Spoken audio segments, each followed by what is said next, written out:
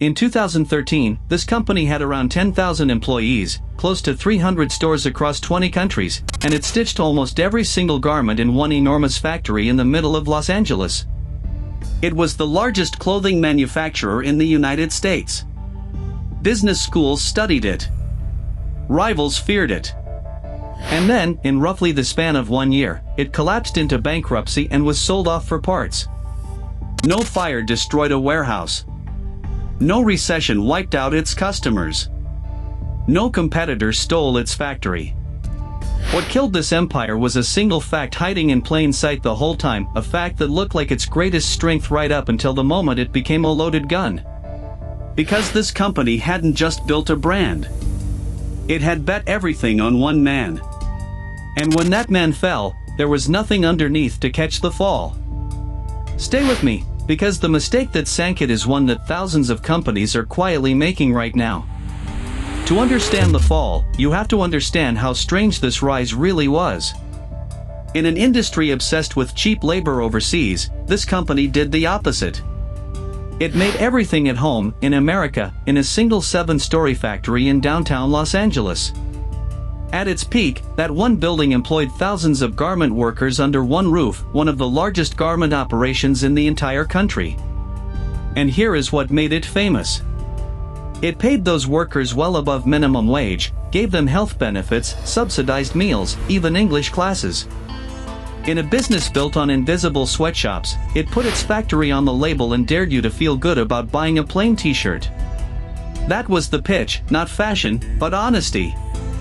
No flashy logos. No outsourcing. Just simple, well-made basics, sewn by people who were treated like human beings. And it worked spectacularly. The founder had started the whole thing back in 1989, selling American-made t-shirts as a young man, and he dropped out of college to chase it full-time. Everything was done in-house: the knitting, the dyeing, the cutting, the sewing, even the photography and the advertising. Almost nothing was outsourced, and that total control was the entire point. At its peak, that one downtown factory could turn out hundreds of thousands of garments every single week. The company grew from a wholesale t-shirt supplier into a global retail chain. In 2007, it went public through a reverse merger, in a deal that valued it at around $380 million. It opened stores in the trendiest neighborhoods of New York, London, Tokyo, and Berlin, at one point adding new locations around the world at a furious pace. At its height, it ran around 280 stores in 20 countries and pulled in revenue near $630 million a year. For a company that started by selling blank shirts as a teenager, that is a staggering climb. But every one of those decisions, the factory, the wages, the raw and provocative image, flowed from the mind of one person. And that is where the story turns. The founder wasn't a background figure counting money. He was the brand. He designed the clothes, art-directed the ads, chose the models, ran the factory, and made himself the loud, unfiltered public face of everything. The company's entire personality, rebellious, sexual, provocative, anti-corporate, was really just his personality, scaled up to 20 countries. And for a while, that fusion was the secret weapon. A brand with a real human at the center feels alive in a way a committee-built logo never can. Customers didn't just buy a hoodie, they bought into a worldview. But look closely at what was actually being built here. There was no distance between the company and the man. His face, his voice, his instincts, his controversies, they weren't a part of the brand. They were the brand. The provocative advertising that made the company famous also kept it permanently one step from scandal, and that was by design. Regulators in the United Kingdom banned several of the company's ads outright, ruling them inappropriate. But a banned ad is still an ad, and every ban only made the brand louder. Provocation wasn't a side effect of the marketing. It was the marketing. The problem with building your entire empire on a single unpredictable human being is simple.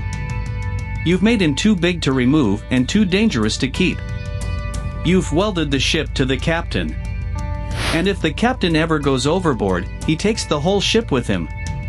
For years, that risk stayed theoretical. The growth covered everything.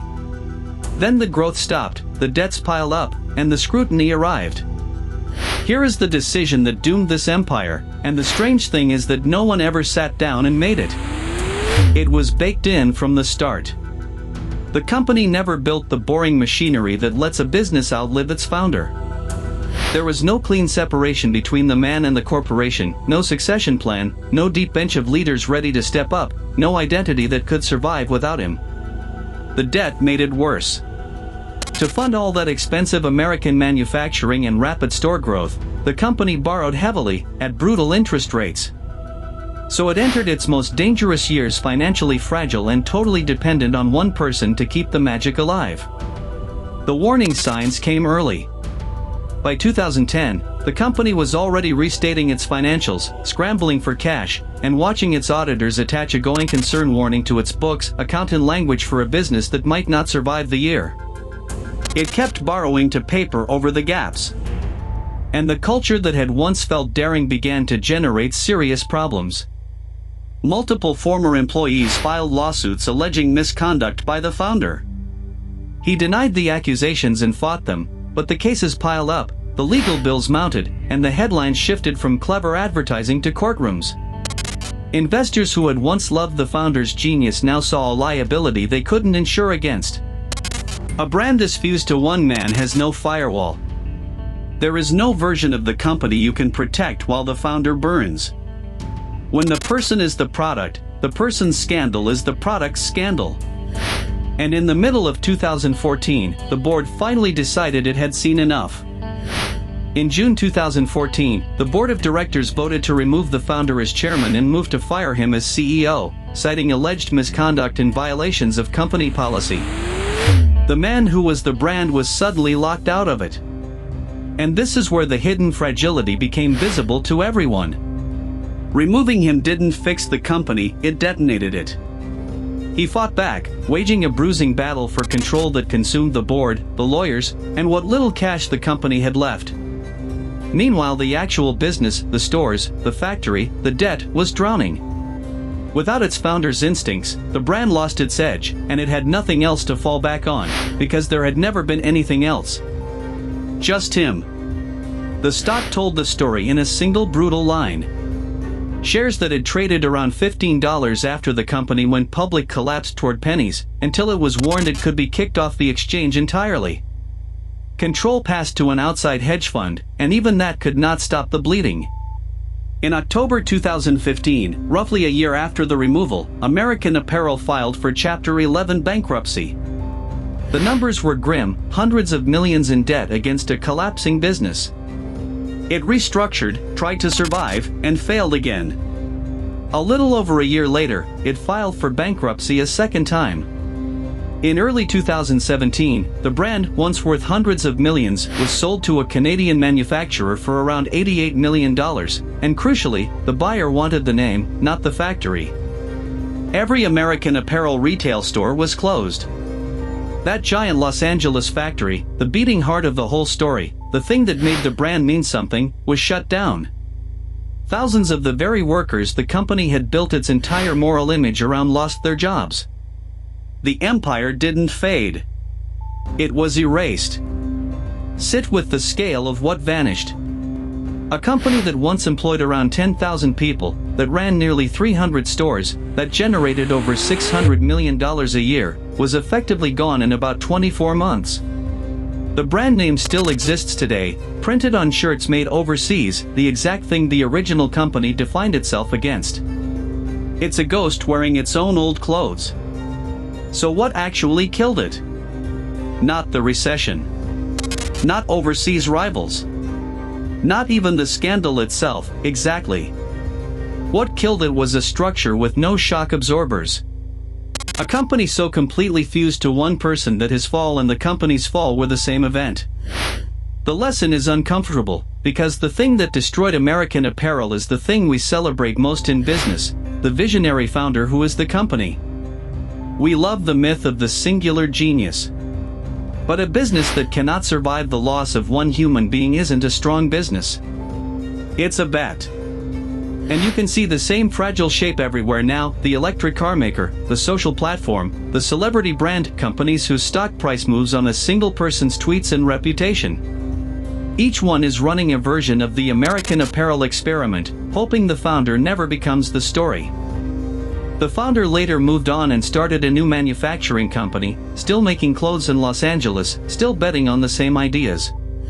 But the empire he built the first time never came back. And that is the quiet warning buried in this whole story.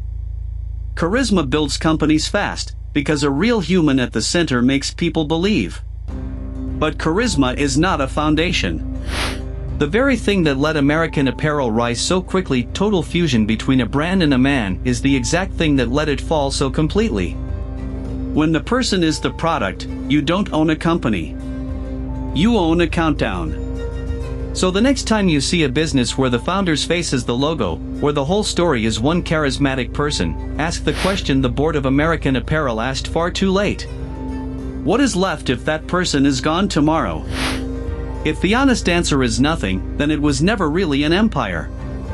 It was just one man, standing very tall, in a building that could not stand without him. What founder-led company do you think is one scandal away from the same fate? Tell me in the comments, I read them.